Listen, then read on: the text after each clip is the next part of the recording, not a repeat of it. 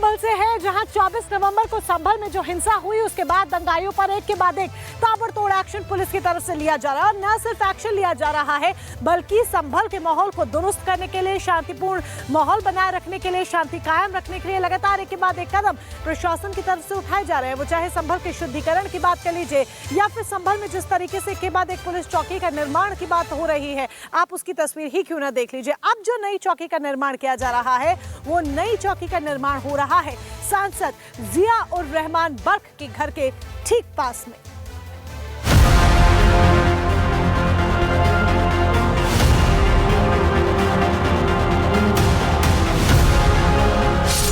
यह अपराधियों पर नकेल की नींव है।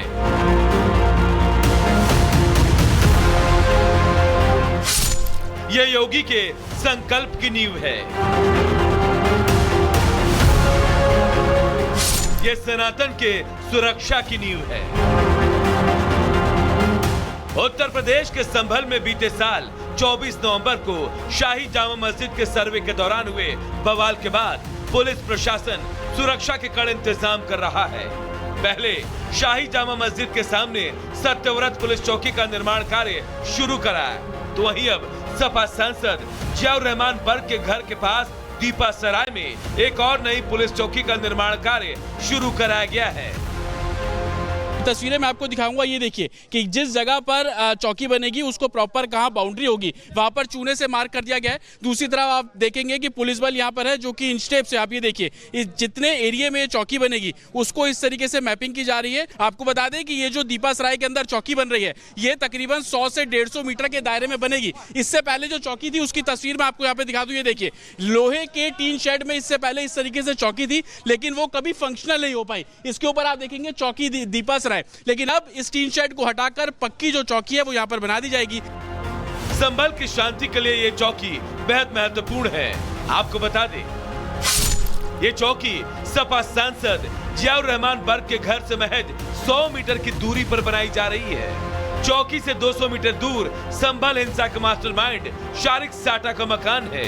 पाकिस्तान की जेल में बंद उस्मान का घर भी चौकी से महज 80 मीटर की दूरी पर है।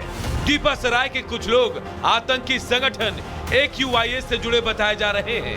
AQIS का चीफ असीम उमर भी दीपा सराय से ही है। दीपा सराय में ही सांसद बर्क सहित सैकड़ों लोगों पर बिजली चोरी का आरोप लगा था।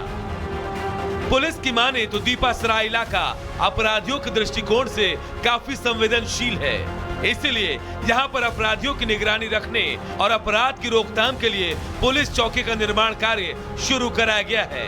ये पुलिस चौकी भी सत्यव्रत पुलिस चौकी की तरह आधुनिक और 3 मंजिला होगी। संभल में मोहल्ला दीपा सराय में इस चौकी का निर्माण कार्य कराया जा रहा है। ये पैमाइश के पश्चात इसकी नींव खोदी जा रही है। यह चौकी इसलिए भी महत्वपूर्ण रही है कि अतिवादी संगठन के लोग भी यहाँ रहे हैं और साथ ही बहुत सारे अपराधी यहाँ निवास करते हैं।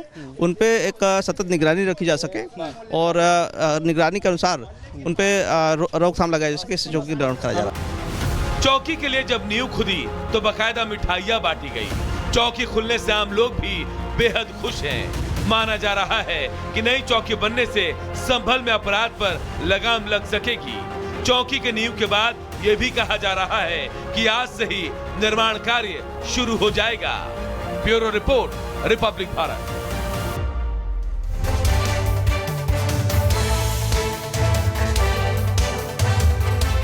चलिए आगे बढ़ते हैं और इसी वक्त बड़ी खबर सामने आ रही है। औरंगजेब को लेकर अबू आजमी ने जो बयान दिया था, इसे लेकर अब उनकी मुश्किलें लगातार बढ़ती हुई नजर आ रही है। शिकायत कर दी है और मांग की गई है कि अबू आजमी पर देशद्रोह का मामला दर्ज होना चाहिए। तो इस वक्त की बड़ी खबर, औरंगजेब वाले बयान पर अबू आजमी की मुश्किलें बढ़ गई है।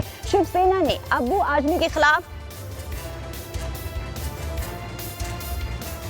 शिवसेना ने अबू आजमी के खिलाफ शिकायत दर्ज कराई है। अबू आजमी पर देशद्रोह का मामला दर्ज करने की मांग की गई है।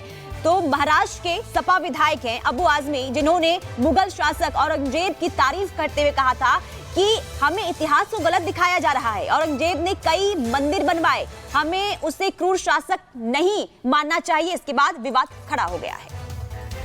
तो बिल्कुल महाराष्ट्र समाजवादी पार्टी के अध्यक्ष अबू आजमी को औरंगजेब की तारीफ करना भारी पड़ गया और इतना भारी पड़ गया कि शिवसेना और बीजेपी दोनों ने ही अबू आजमी के खिलाफ मोर्चा खोल दिया है और अब देशद्रोह का मुकदमा दर्ज करने की मांग शिवसेना और बीजेपी दोनों ही पार्टियों की तरफ से की जा रही है।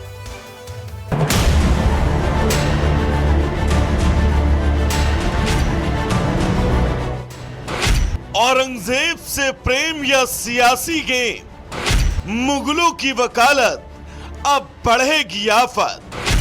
बयान पर घमासान, औरंगजेब कैसे महान। इतिहास गवाह है कि मुगलों ने भारत में हिंदुओं पर कितने अत्याचार किए, हजारों मंदिरों को नष्ट किया, हिंदुओं का जबरन धर्मांतरण करवाया, जो नहीं माने उन पर अत्याचार की सारी हदें पार कर दी। लेकिन मुगलई मानसिकता की जंजीरों में जकड़े सेकुलर गैंग अब इस इतिहास पर सवाल उठा रहे हैं और औरंगजेब को क्रूर नहीं बल्कि एक महान शासक बता रहे हैं। दरअसल औरंगजेब को लेकर अबू आजमी ने एक ऐसा बयान दिया जिसके बाद महाराष्ट्र की सियासत में घमासान देखने को मिला। पहले आप अबू आजमी का वो बयान सुनिए जिसमें वो औरंगजेब की तारीफ में कसीदे पढ़ रहे हैं। सब गलत हिस्ट्री दिखाई जा रही है। औरंगजेब रहमतुल्लाह अलैह ने बहुत सारी मंदिरें बनवाई हैं। औरंगजेब क्रूर शासक नहीं है, बिल्कुल क्रूर शासक नहीं बनता। कोई हिंदू मुस्लिम की लड़ाई नहीं थी। औरंगजेब के ज़माने में भारतवर्ष जो है सोने की चिड़िया था, हमारी सरहद पड़ी हुई थी और इसी को देख कर अंग्रेज यहाँ आया था। एक इंसाफ पसंद बादशाह था वो। तो सुना आपने, इस बयान के सामने आते ही सियासी घमासान शुरू हो गया और महायुति के सभी दलों ने इसे लेकर अबू आजमी को निशाने पर लिया। शिवसेना शिंदे गुट के नेताओं ने तो मुंबई के मरीन ड्राइव पुलिस स्टेशन में अबू आजमी के खिलाफ शिकायत देकर देशद्रोह का मामला दर्ज करने की मांग की। जिस औरंगजेब ने हिंदुओं की सैकड़ों हजारों मंदिरें तोड़ महिलाओं पे अत्याचार किया, छत्रपति संभाजी महाराज पे क्रूर अत्याचार किया, वो देश के खिलाफ था, उसने अपना देश लूटा। उसका अगर भलामण उसके ऊपर स्तुति सुमन अबू आजमी कर रहे हैं तो ये हमको सहन होने वाला नहीं है। अबू आजमी के ऊपर देशद्रोह का गुना दाखिल करना चाहिए। यहाँ महाराष्ट्र में नहीं, पूरे हिंदुस्तान में रहने का उनको अधिकार नहीं है। औरंगजेब की तारीफ सुनकर डिप्टी सीएम एकनाथ शिंदे भी भड़क गए और तुष्टीकरण की राह पर निकल पड़े। विपक्षी दलों को उन्होंने आईना दिखाने का काम किया। उनका बयान बहुत ही गलत है और निंदाजनक है। जो औरंगजेब ने छत्रपति संभाजी महाराज को 40 दिन इनका हलाल किया है, अत्याचार किया, उनके नाखून निकाले, आंख निकाले, चमड़ी उधेड़ दी, जीभ जबान काट दी, ऐसे औरंगजेब को अच्छा कहना ये तो महापाप है। और इसलिए ये अबू आजमी इन्होंने माफी मांगनी चाहिए और निश्चित रूप से ऐसे अबू आजमी को जिन्होंने देशभक्त का अपमान किया है, इसलिए उनके ऊपर देशद्रोह का गुना दाखिल करना चाहिए। बहरहाल अब एक और जहां अबू आजमी के बयान पर सियासी संग्राम है तो वहीं उनके नेता अखिलेश यादव ने अभी तक इस पर चुप्पी साध रखी है। ऐसे में अबू आजमी का ये बयान आने वाले दिनों में उनके लिए और मुश्किलें खड़ी कर सकता है। Bureau report, Republic Bharat. Pakistan का रुख कर लेते हैं। पाकिस्तान से बड़ी खबर सामने आ रही है। पाकिस्तानी सेना पर